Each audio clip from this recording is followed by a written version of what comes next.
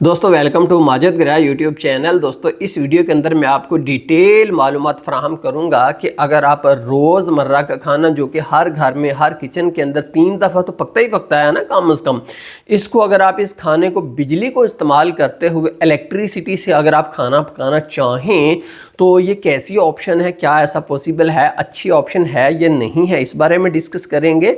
और उसके बाद जब अगर आपने खाना पकाना हो तो उसके लिए कितनी तरह के चूल्हे या स्टोव्स जो हैं वो या कुकर जो हैं वो अवेलेबल हैं और उनकी क्या क्वालिटीज़ हैं, क्या उनके साइड इफ़ेक्ट्स हैं, इस बारे में मैं जो है आपको तफसीली मालूमात दूंगा। तो ऐन मुमकिन है कि आपने अपने घर में सोलर सिस्टम लगाया हुआ हो और काफ़ी पावरफुल हो और आपके पास काफ़ी इजाफी बिजली बचती हो और आप सोच रहे हों कि यार क्यों ना हम गैस की या लकड़ी की बचत करें और अपने खाने को जो है इलेक्ट्रिसिटी के ऊपर पकाएं। तो ये एक ज़बरदस्त सोच है। ये इस बात को ज़ाहिर करती है कि आप काफ़ी गहराई से चीज़ों को जो है सोचते हैं और अपनी अकल को इस्तेमाल करना जानते हैं और ये बहुत ही ज़बरदस्त आपने जो है सोचा है। अब इस बारे में आपको जो है मालूमात चाहिए तो इंशाल्लाह मैं आपको डिटेल मालूमात दूंगा। वीडियो थोड़ी सी लंबी हो जाएगी। देखें, जब आपने थोड़ी थोड़ी मालूमात को इधर से उधर से बिखरी हुई कलेक्ट करनी हो तो उसकी बजाय हमेशा आप ना एक डिटेल्ड वीडियो देख लिया करें जिसके अंदर जो आपको सारी मालूमात जो है वो हासिल हो जाए और आपका दिमाग जो है वो क्लियर हो जाए। तो इस हवाले से मैं आपको जो है मालूमात फराहम करूँगा। ठीक है जी। तो सबसे पहले हम बात करते हैं कि क्या इलेक्ट्रिसिटी से खाना रोज़मर्रा का जो कि 3 टाइम किचन के अंदर पकता है, क्या ऐसा पॉसिबल है? जी बिल्कुल पॉसिबल है, 100%। और बहुत सारे ऐसे ममालिक भी हैं दुनिया में जहां पर मॉडर्न किचन के अंदर गैस नहीं होती, कंसेप्ट गैस का नहीं है, वहां पर सब कुछ इलेक्ट्रिसिटी से ही होता है। और ख़ास तौर पर जिन ममालिक में गैस थोड़ी सी महंगी है वहाँ पर, जैसे जापान है, यूरोप के बहुत सारे कंट्रीज़ हैं, वहाँ पर तो मॉडर्न किचन के अंदर जो इलेक्ट्रिसिटी ही होती है, वहाँ पर तो गैस का कोई फंक्शन नहीं है। और इसके अलावा दोस्तों जो है गैस के मुकाबले में इलेक्ट्रिसिटी को खाना पकाने के लिए इस्तेमाल करें तो इसमें ख़तरात काफ़ी कम हैं। ठीक है जी। अब मैं डिटेल से गुफ्तगू करता हूँ कि कितनी तरह के स्टोव्स इस वक्त मार्केट के अंदर मौजूद हैं। हर एक के फ़ायदे नुकसान दोनों ही मैं साथ साथ बताता जाऊँगा और आप ख़ुद भी एंड पर समझ सकेंगे कि आपको कौन सा लेना चाहिए। फिर मैं अपनी रिकमेंडेशन भी जो है आपको दूंगा। तो दोस्तों जो खाना पकाने के लिए इस वक्त स्टोव्स या चूल्हे या कुकर मार्केट के अंदर मौजूद है ना, बिजली से चलने वाले, वो दोस्तों 3 तरह के हैं। 3 तरह के होते हैं। अब मैं तीनों को ही बारी बारी डिस्कस करता हूँ और आपको मालूमात देता हूँ। तो दोस्तों जो सबसे पहली किस्म है ना वो है हीटिंग एलिमेंट। उसके अंदर ना एक एलिमेंट होता है, जैसे पहले ज़माने में आप देख रहे थे, शुरू से देखते होंगे जब बिजली बहुत सस्ती थी, कि एक स्टोव होता है इस तरह का, उसके अंदर जो है इस तरह का गोल सा हीटिंग एलिमेंट होता है। जब आप उसको बिजली से लगाते थे तो उस वक्त वो जो है वो रेड हो जाता था। ख़ास तौर पर आपके जो है दादाजी की एज में अक्सर वो घरों के अंदर होते थे क्योंकि तब बिजली बहुत सस्ती थी। अब तो बिजली काफ़ी महंगी हो चुकी है। तो वो रेड हो जाता था। रेड होने के बाद उसके ऊपर केटली हम रख देते थे तो चाय वगैरह हम उससे बना लेते थे। एक तो ये है। तो यही हीटिंग एलिमेंट जो है आपकी जो इस्त्री है कपड़े वाली, उसके अंदर भी होता है। सोल्डरिंग आयरन यानी कि काविया जो होता है उसके अंदर भी यही टेक्नोलॉजी यूज़ हुई होती है। हॉट एयर गन के अंदर, हीट गन के अंदर हीट देने के लिए मुख्तलिफ चीज़ों को जो होती है ना हॉट एयर गन, उसके अंदर भी यही होता है। इसमें दरअसल जो वायर यूज़ किया जाता है उसकी काफ़ी रेजिस्टेंस होती है। उस रेजिस्टेंस की वजह से बिजली में जो रुकावट होती है गुजरने में, उसकी वजह से ही हीट पैदा होती है, इलेक्ट्रॉन्स के टकराव की वजह से। ठीक है जी। और जब अगर आप इस तरह का स्टोव की बात करें, चूल्हे की बात करें, तो इसकी एफिशिएंसी काफ़ी कम होती है। जितनी वो पावर यूज़ करता है उसके मुकाबले में उसकी एफिशिएंसी ना बहुत ही कम होती है। यूँ आप कह लें कि सिर्फ 20% इसकी एफिशिएंसी होती है। 80% आपकी जो हीट है वो ज़ाय हो जाती है। वो बर्तन तक खाना पकाने के लिए एक्चुअली जो काम है उसके लिए भी इस्तेमाल नहीं होती, क्योंकि नीचे हीटिंग एलिमेंट होता है। अब उसके बाद फिर एक स्पेस आता है, उस स्पेस के बाद फिर ऊपर हमारी जो है वो पॉट आता है या बर्तन आता है, तो हीट जो है वो बर्तन तक एफिशिएंसी के साथ नहीं पहुंचती। इसलिए खाना पकाने का जो ये तरीका है ये तो बिल्कुल ही फ्लॉप है, ये कामयाब नहीं है, क्योंकि इसकी एफिशिएंसी बहुत कम है। ये सोलर के ऊपर भी आपका काम नहीं करेगा, ये बिजली के ऊपर तो फिर तबाही है ना। तो इसलिए ये मेरी रिकमेंडेशन में नहीं है। अलबत्ता ये बताना ज़रूरी था कि आपको पता हो ये भी एक चीज़ जो है मौजूद है। दूसरा है कि उन्होंने सोचा कि ये जो हीटिंग एलिमेंट है ये चूँकि हवा रास्ते में आ जाती है और हवा जो है ये अच्छी कंडक्टर नहीं है ना हीट की, हीट जो है हवा में से उतनी अच्छी नहीं गुजरती, तो क्यों ना यहाँ पर एक सिरेमिक मटेरियल से लगा दिया जाए और बर्तन और जो हीटिंग एलिमेंट है वो डायरेक्ट किसी न किसी मीडियम के थ्रू आपस में जुड़े हुए हों, जिससे ये जो दरमियान में हवा वाला जो है कंडक्टर आ जाता है बहुत बड़ा, इससे तो जान छुड़ाई जा सके। जैसे कि अगर आपकी इस्त्री है ना, वो उसकी एफिशिएंसी बेहतर होती है, वो इसलिए बेहतर होती है कि दरअसल एक उस प्लेट होती है, इसके ऊपर जो है वो एलिमेंट लगा हुआ होता है और एलिमेंट जो है वो डायरेक्ट उस नीचे वाली प्लेट को गर्म करता है, तो इसलिए इस्त्री की एफिशिएंसी जो है काफ़ी बेहतर हमें लगती है, अगरचे इसके अंदर वही हीटिंग एलिमेंट है।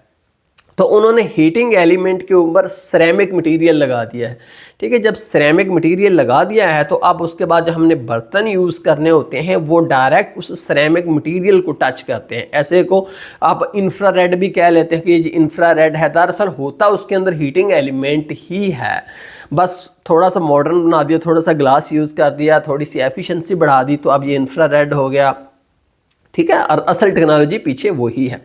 तो इस तरह का जो है स्टोव उसकी एफिशिएंसी काफ़ी बेटर है, तकरीबन 60% तक उसकी एफिशिएंसी है, ठीक है।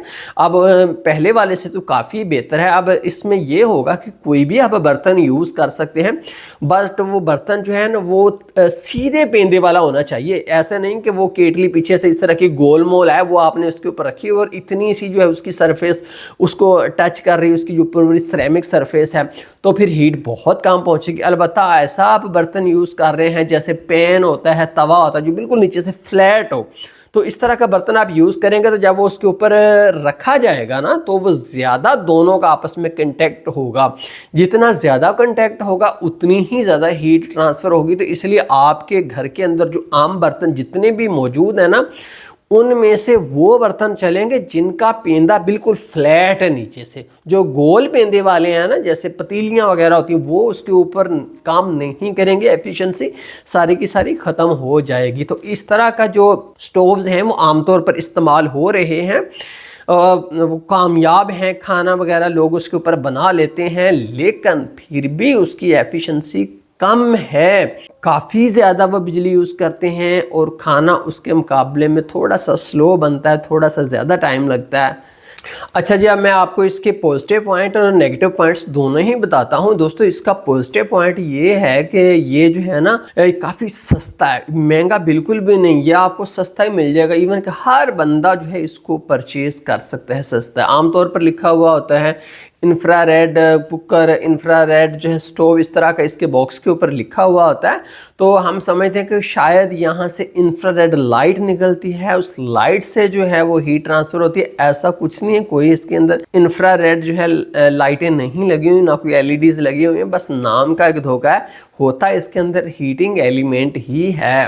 तो ये नाम इसका इंफ्रारेड जो है ये बिल्कुल ठीक है, लेकिन इस नाम की अगर मैं गहराई बयान करने लग पड़ा तो शायद थोड़ा सा ज़्यादा टाइम वो हो जाए। लेकिन मैं आपको बता देता हूँ कि देखें, आपका जो स्टोव है, ठीक है, जो रेगुलर जिसके अंदर एलिमेंट होता है, वो जब आप चलता है तो आपको रेड नज़र आता है ना, वो रेड होने से पहले ही दरअसल उसमें से इंफ्रारेड रेडिएशन खारिज होनी शुरू हो जाती है, जो कि हमें जो है महसूस नहीं होती, लेकिन हीट की सूरत में महसूस हो रही होती है। क्योंकि इंफ्रारेड लाइट जो है ये हीट तो कैरी कर रही होती है, लेकिन हमारी आंखें इसको देखने से कासर होती हैं। जब वो एक्चुअली नज़र आ रही होती लाइट, तब वो विजिबल लाइट के अंदर जो है वो चेंज हो चुकी होती है, ठीक है जी। इसलिए होता इसके अंदर भी जो है हीटिंग एलिमेंट ही, एफिशिएंसी बेटर है, बेस्ट नहीं बेटर है, और सस्ता है और बिजली काफ़ी इस्तेमाल करता है, काफ़ी ज़्यादा जो है वो पावर हंगरी है, लेकिन फिर भी उसके मुकाबले में तो काफ़ी बेटर है, ठीक है जी।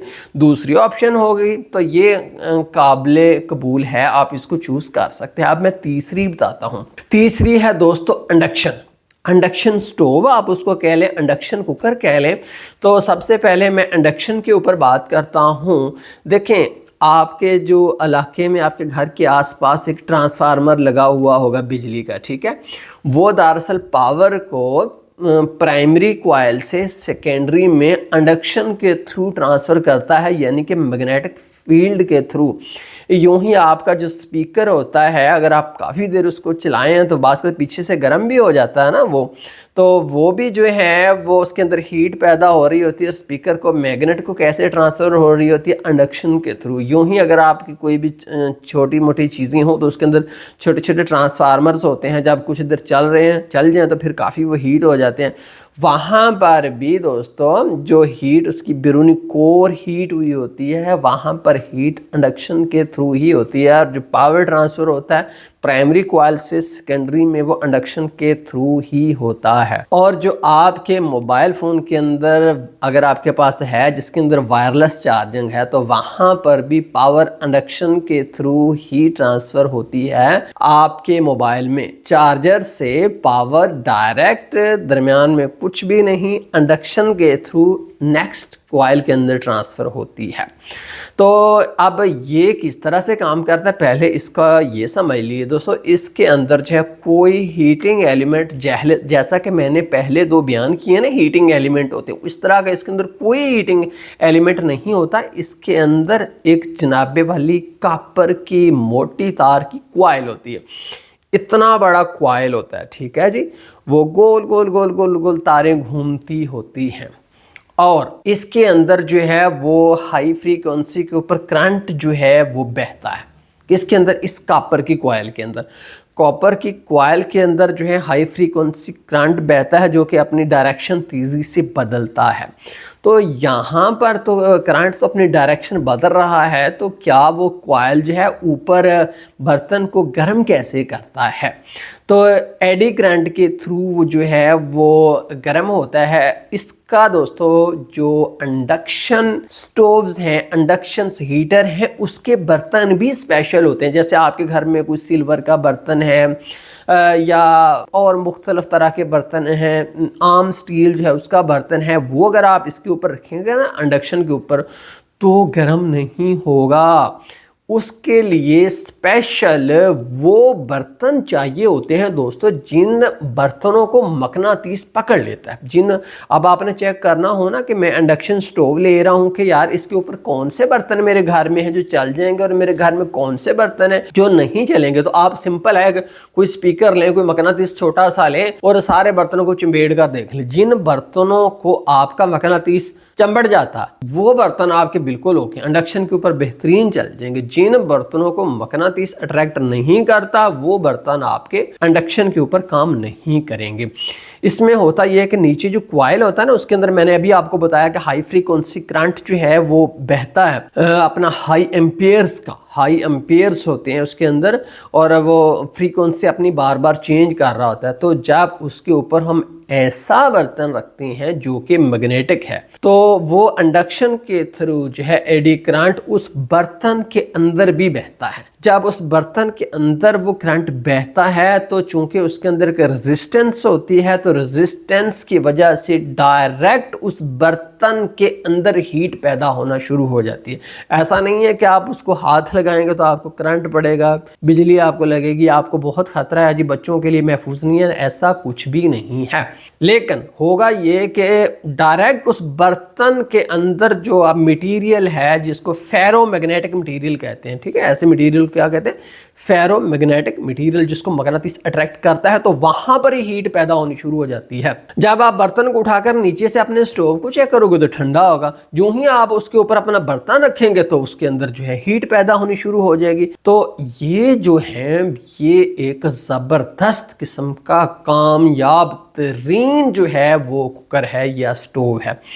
आप दोस्तों जाएं जापान के अंदर, जाएं कोरिया के अंदर, जाएं यूरोप है, अमेरिका है, बहुत सारे ये जो कंट्रीज़ हैं, इनके अंदर मॉडर्न किचन के अंदर गैस का कोई कंसेप्ट नहीं है। यहाँ पर जो है यही स्टोव, इंडक्शन स्टोव इस्तेमाल होती हैं। अलबत्ता ये जो थर्ड वर्ल्ड कंट्रीज़ हैं, जैसा कि पाकिस्तान, इंडिया, बांग्लादेश, इन ममालिक के अंदर ये उतना ज़्यादा पॉपुलर नहीं है, लेकिन तरक्की याफ्ता ममालिक के अंदर ये बहुत ही कामयाब और इसको बेहतरीन समझा जाता है। यहाँ पर आपको जो है गैस की लीकेज से आपको آپ کو نجات مل جاتی ہے۔ ایفیشنسی گیس سے اس کی بہت زیادہ ہے۔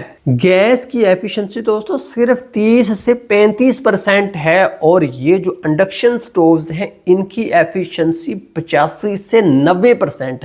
کیوں؟ ہیٹ کہیں پر ضائع نہیں ہونی، ہیٹ ڈائریکٹ ہی برتن کے اندر ہی پیدا ہوگی۔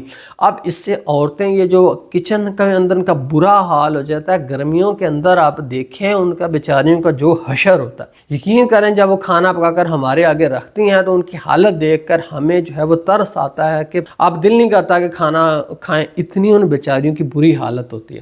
تو اس سے بھی آپ کو نجات ملے گی۔ کیوں بھائی؟ اس کے اندر دھواں نہیں اٹھے گا، اس کے اندر ہیٹ ارد گرد نہیں پھیلے گی، اس کے اندر جو کچن کے اندر جیڈ ہوتی ہے، آپ برتنوں کو دیکھیں، آپ اوپر چھت کو دیکھیں، آپ جناب والی الیکٹریسٹی کے بورڈز، وہاں پر ہر چیز کے اوپر جیڈ ہوتی، اس سے آپ کو نجات مل جاتی ہے۔ آکسیجن جو ہے وہ استعمال نہیں ہوتی، جو کہ گیس بہت زیادہ استعمال کرتی ہے نا، آکسیجن کی بھی کمی ہو جاتی ہے۔ ان چیزوں کو سے آپ کو جو ہے نجات مل جاتی ہے، اور ایفیشنسی بھی زبردست ہے، بجلی کا خرچہ بھی کم ہے۔ جب ایفیشنسی زیادہ ہے تو لازمی بات ہے کہ پھر بجلی کا بھی جو ہے وہ کم خرچہ ہوگا، لیکن یہ تو اس کے پازیٹیو پوائنٹ میں نے بیان کر دیے نا۔